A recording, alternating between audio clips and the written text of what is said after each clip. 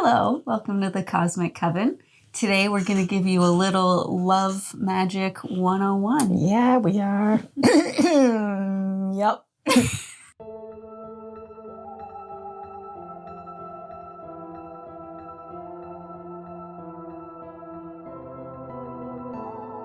That's Lillian of the Panicking Witch. That's Mercy of the Ripe Avocado Witch.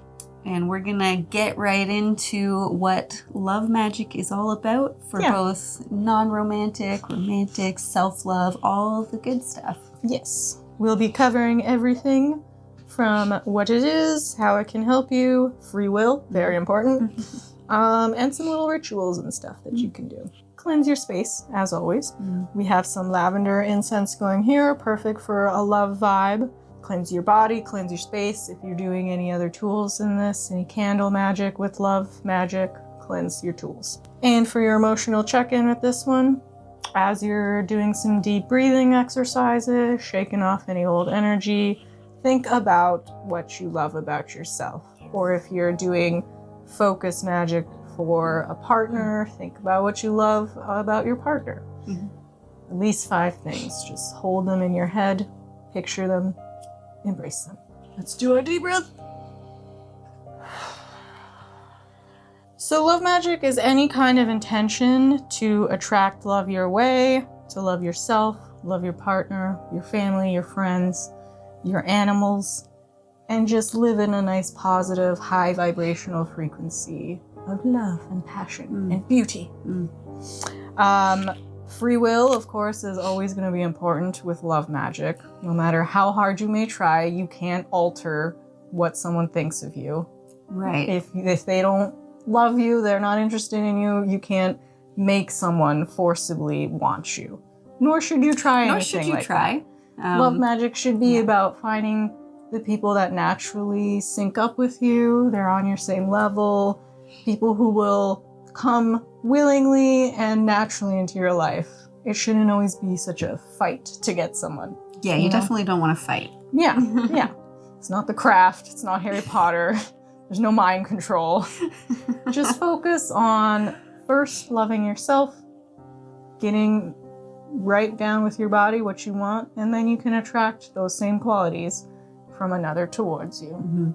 So you should always start with some self-love practices first before you get into any kind of other love. We will cover a variety of love magic, but I recommend starting with some self-love, because if you can't love yourself, if you're thinking negative thoughts about yourself, then you're just going to project more of that out there and get those gross nasties that no one wants. But obviously love magic can also help you attract any kind of new relationships your way, be it romantic, non-romantic, which is awesome. Love to meet new people, love to meet some sexy new friends, but of course, focus on yourself first. Yeah. And to focus on yourself, you can start off with some glamour magic and of course self-love magic, but I feel like glamour magic is real good in that regard because a lot of the times, especially for women, but definitely men too, because of society's wonderful tools of all this anti-aging crap and whatnot, we tend to think that we're all ugly and needing something in order to look good. Overweight. Yeah. So glamour magic is great because it just teaches you to love who you already are. And it helps point out all of your good features because you have a plethora of them. No matter what you look like or who you are, you're gorgeous. So let's lean into that. And of course, the root of self-love is appreciating yourself, and that's just, of course, your looks and everything, but also what your physical body can do for you, what it's capable of, what your mind can do for you, all of the things you've overcome in your life, everything that has led you to be the person that you are now, and always striving to grow as a person and be better. This is all self-love. This is all encompassing. It's just who you are and where you're going in life, and loving yourself along the way. So my favorite form of glamour magic is super simple, and it's just spending a little time in the mirror. I know, scary, and every day. If you can do this every day before you've done your makeup, before you've done even your skincare, whatever, just look in the mirror, get real comfortable with yourself, and point out all of the things, the features that you love about your face and your body if you'd like. And do this every single day, because if you focus on just the features of yourself that you do love, eventually that is all you'll see. And that does translate outwards. People will start to notice these beautiful traits about you as well. It'll be all you see, so it'll be all you're projecting out to the world. Therefore, that's all other people are going to see too. It's just the beautiful features that you've been focusing on enhancing. So it's really simple, really effective. Yeah. Definitely give it a try. Yes. Speaking of simple, because I think that's key when you're developing your practice, just finding ways that you can naturally sneak little rituals in your day. To go along with that one, a really good Glamour Magick practice is to work it into your natural morning and night skincare routines. First of all, try not to just jump right out of bed in the morning or just crash into bed at night. Give yourself a little 5-10 minute window. Chill out, turn off your phone, don't have any bright lights on. You can do some deep breathing, you can meditate if you want, but just to relax and let your body softly transition into a winding down or waking up state. Because you don't want to get frazzled right away. You don't? No. You can if you want. There are other things than being frazzled. So when you're starting your morning skincare routine, use the act of washing your face with soap and water as a way to cleanse out any old negative thoughts, negative energies, while you're doing your mirror exercise of any of those negative thoughts that come into your head that try to sneak in and pull focus from the good stuff. Wash that away. Rub it out, cleanse it. You can do sigil work with any foundations or moisturizer, skincare you're doing. Even just drawing a simple heart on your skin. Then you can rub that in a clockwork motion, thinking of some loving thoughts about yourself, rubbing that into you, absorbing that. You can also think about your moisturizer as a shield, if you will, to shield from any kind of gross thoughts, vibes that will try to penetrate your day, ruin your life. Shield that stuff with that moisturizer. You can also use the moisturizer to act as an energizer, recharge your batteries, your social batteries, especially if you've had a long night out. Recharge your energy with that moisturizer. Let it seep in, soak in. Oh, and I feel like your skincare products will work even better if you focus on the intention that that specific serum or moisturizer is supposed to bring to you, and then actively think about it working. So if you're using vitamin C to lessen some dark sunspots or something, really think about the fact that this is lessening those spots. This is improving these features. You're putting vitamins into your skin. That is alone is magical. So it's basically, it's like kitchen magic. Anything you do can be magical if you're doing it with intention and thought and focus. So add all that to a simple morning routine. You can use makeup for Glamour Magick. You can do color magic and use makeup that matches the intentions that you want with your day. If you're trying to attract love, energy, wear some pink lipstick, some pink eyeshadow. Or some red. Yeah, for passion if you want. If you lack some confidence, try some orange nail polish, something like that. And again, paint sigils on your skin as you rub stuff in. Your night routine could be opposite. Similar stuff from the day routine, but the opposite. You want to let go of any energies of the day. The day is done. Please and thank you for everything that you learned, all the experiences you had, but let's just put them aside, take some nice baths to just let everything seep out, and then just run away, go down the clog after, cleanse it.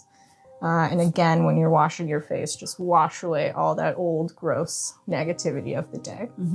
So if you're looking to do romantic love style spell work, that could be, anything from sex magic to partnership bonding and attracting a partner, of course. And again, with attracting a partner, you're best bet is to think about all the qualities of someone that you'd want, someone that will jive well with you.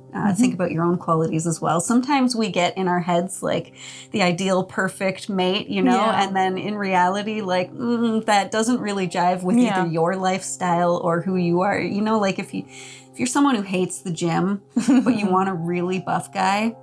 Yeah. Chances are he's going to want to go to the gym with you. And like, where are you going to meet him? So like, you know, think about your own lifestyle and how you would jive with like this new person that you are calling into your life. Yeah. And don't think about calling in someone that you already know and just trying to change their mind about you. You know, not trying to affect anyone's will here. You're just trying to attract someone who is going to compliment you, someone who's going to be good for you, someone who will love you the way you deserve to be loved, and vice versa. And if that person is the one for that, then it'll attract them naturally your way. You don't have to fight to make them come into your life. That never feels good anyway. Yeah. So just let that go. Let that thought go about, you know, what your expectations are, and just think about what would be good for you and good for your life and good for you moving forward. Yeah. When it comes to bonding with an existing partner, you can do sex magic work with them. That's always fun. Get some sigil stuff going. We'll do a whole video on that if you'd like. Yeah. And you can also just do love rituals with them. I love like vow renewal spell jars. Basically any spell jar. You could like any spell you can turn into a jar or a candle. Vow renewals if you're married.